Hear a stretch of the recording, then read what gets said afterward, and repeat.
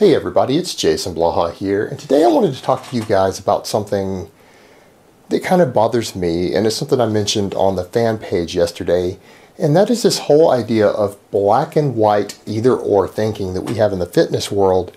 And it's one of the things that I notice is that when I or anyone else, we try to dispel a myth and say, hey, there's actually not just one way to achieve X goal, that there are 2, 3, maybe even 7 different ways to reach that same goal just as quickly, people automatically assume that we are being dogmatic on the opposite extreme. For example, when I tell you guys that the majority of you eat a lot more protein than you actually need, that a lot of you guys are eating 250, 300 grams of protein could make the same amount of muscle gains on 150, maybe 120 grams of protein, that you're just consuming far more than you need.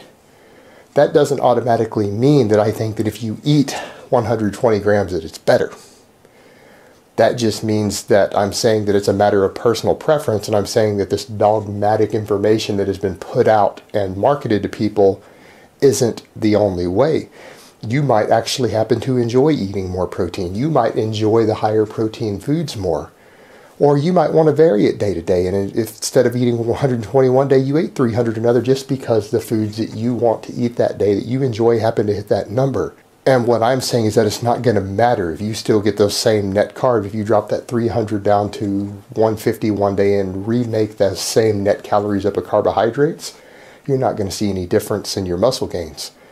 Doesn't mean that I'm saying the 120 is better or that you're stupid for eating the 300. What I'm trying to tell people is that these are personal preferences that have been marketed as necessities to one extreme. And what I'm saying is that you don't have to accept either extreme. You need to realize it's just a choice. Some of these things are literally like people saying, well, I want a fast car, so I'm going to buy a red car because red cars are faster. And then someone else says, well, blue cars are just as fast as red. It's about, the horsepower to weight ratio and stuff. And it's just a personal preference to where someone else says, oh, so you're saying blue cars are faster or better, that I'm stupid for buying a red car. No, I'm saying it's just a personal choice. Same with the protein.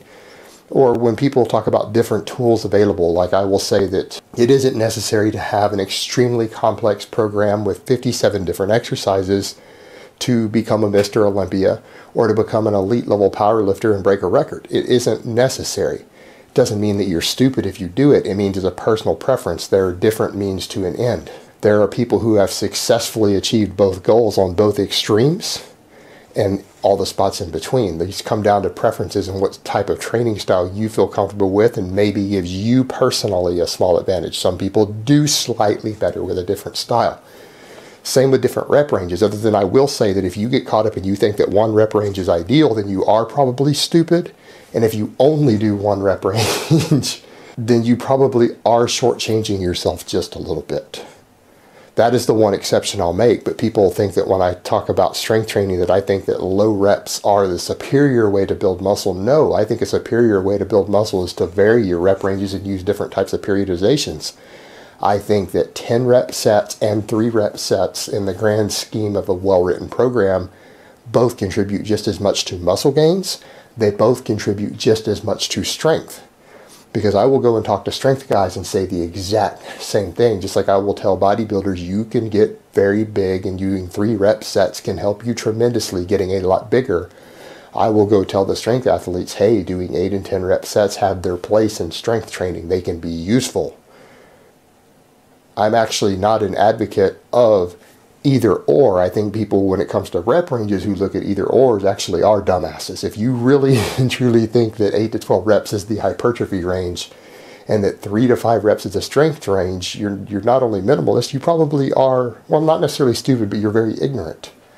You don't understand training programming if you really and truly think in that mindset, because it's overly reductionist in thinking.